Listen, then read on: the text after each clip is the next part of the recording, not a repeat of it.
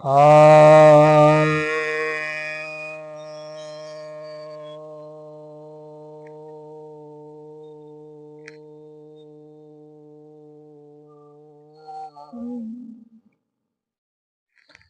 सभी भक्तजनों को सब प्रेम नमन। तो आज आपके समक्ष जिज्ञासा लेकर आया हूँ। एक व्यक्ति की जिज्ञासा है कि बाबा साहब अम्बेडकर मुस्लिम सिद्धांत के विरुद्ध थे, फिर भी मुस्लिम उनकी ही तस्वीर रखकर धरना प्रदर्शन क्यों करते हैं?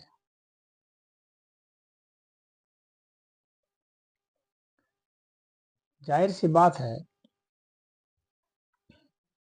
कि हम लोग के देश में बहुत पाखंड चलता है। यहाँ पर बात कुछ और होती है, करना कुछ और होता है, सोचना कुछ और होता है।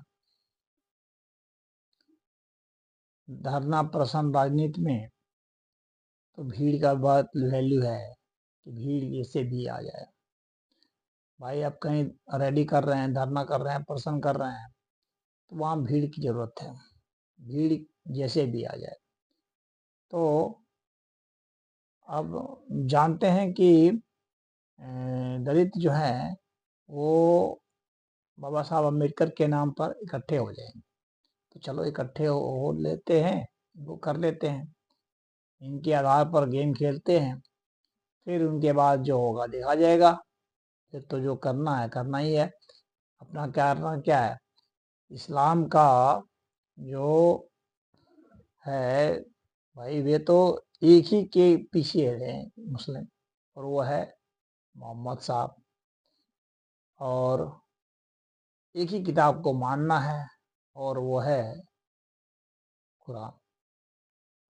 तो संविधान थोड़ी मानना है। वह तो एक बेवकूफ बनाने वाली बात है। तो वो बेवकूफ बनाते रहते हैं सबको।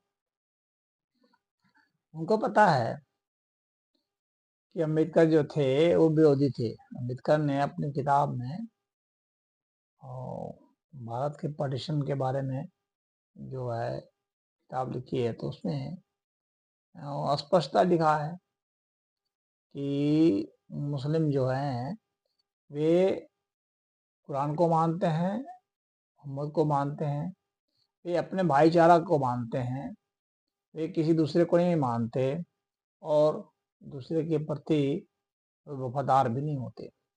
अम्बेडकर ने स्पष्टता लिखा है कि वे कभी भी देश के प्रति वफादार नहीं होते, वे किसी के प्रति वफादार नहीं होते। वे सिर्फ इस्लाम के प्रति होते हैं, मुस्लिम के प्रति हैं, कुरान के प्रति हैं, मोहम्मद के प्रति हैं, बस। तो अम्बेडकर उनके विरुद्ध स्पष्ट बात कहते हैं।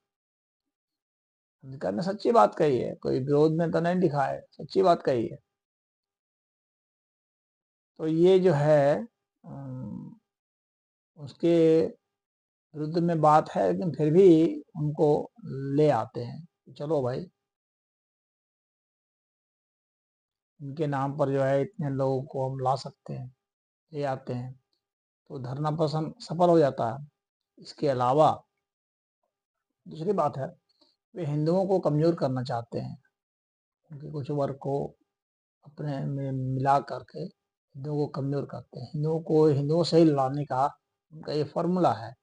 इसीलिए वे किसी न किसी ग्रुप को अपने साथ रखते हैं, दलितों को साथ रख के दलितों को लाते हैं, और हिंदुओं की मान्यताओं के विरुद्ध में जब दलितों को बोलते हैं करने के लिए, दलित उनकी बात में लग के और उनकी बात को मानते हैं। दलित की मजाल नहीं है कि इस्लाम के किसी में बोलने के खिलाफ में। बाबा साहब अम्बेडकर थे, अम्बेडकर से साहब जो कहते थे वो दलितों की मजाल नहीं है कि दलित बोल दें वो बात जो बाबा साहब अम्बेडकर कहते थे। तो अम्बेडकर के फोटो के प्रति आकर्षित हो जाना, उनको मान लेना अपना, और उनके सिद्धांतों को बोलने में बहुत अंतर है, मानने में बहुत अंतर है। तो ये जो दलित हैं, तो वे मुसलमान के साथ खड़े हो जाते हैं, लेकिन उनकी हिम्मत नहीं होती है कि दलित की जो है बात जो बाबा साहब ने कही है वो कह दे वहाँ, जो मुसलमानों के विषय में कहा है बाबा साहब ने वो कह दे, वो वहाँ नहीं कहते। तो आश्चर्य की बात है कि इस तरह से दोनों ही ये नहीं कहते, मुसलमान भी नहीं कहते या दलित भी नहीं कहते। अम्बेडकर की बात, और अम्बेडकर के वहाँ पर फोटो भी लगा रखी है और दोनों जो है साथ में फोटो खिंचवा रहे हैं। तो इस तरह के बात जो है पाखंड है, ये चलते रहेगा नहीं ज़्यादा देर।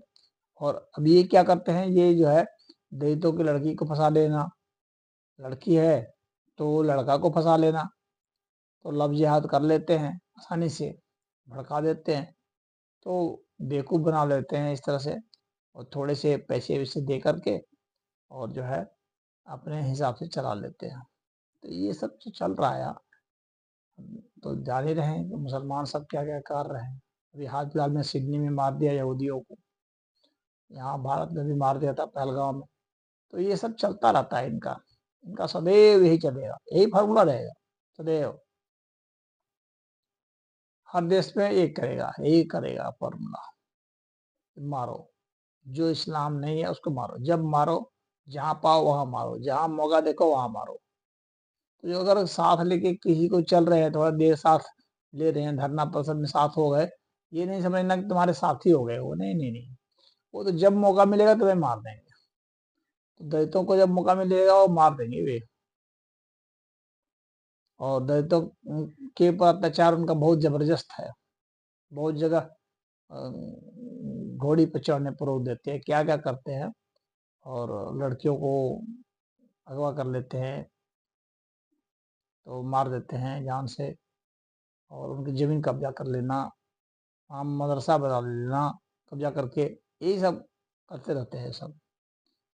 तो ये जो बात पूछे हो कि क्यों करते हैं, तो क्यों तो करते हैं, उनका एक ही मकसद है कि जो मुस्लिम नहीं है उसको मिटा देना। फिर जो मुस्लिम बन गया, अब उसमें क्या है कि उनको भी मिटा देना। जो मुस्लिम बन गया उनको भी मिटाना है, शिया है तो सुन्नी को मिटा देना है, अहमदी को मिटा देना है,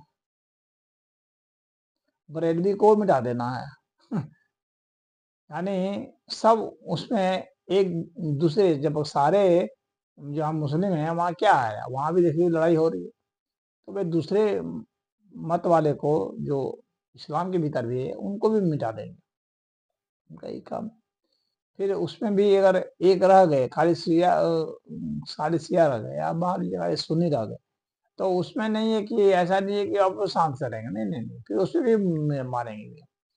वे कहेंगे कि देखो कौन सच्चा मुस्लिम है, कौन सच्चा मुस्लिम है, उसमें मारा करेंगे।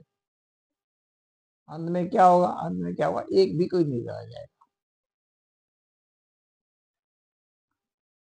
तो किसी न किसी प्रकार से, कहीं तुम्हारी टोपी ठीक नहीं है, तुम्हारा बुर्का ठीक नहीं है, तो तुम्हारे दाढ़ी ठीक नहीं है, तुम्हारा कुछ नहीं है, तुमने संगीत सुन लिया, तो तुमने जो है शराब पी लिया, तो कुछ ना कुछ बहाना से भाई तुम सही मुसलमान नहीं हो, तो आपस में मुसलमान है वे भी मारपीट कर रहे हैं।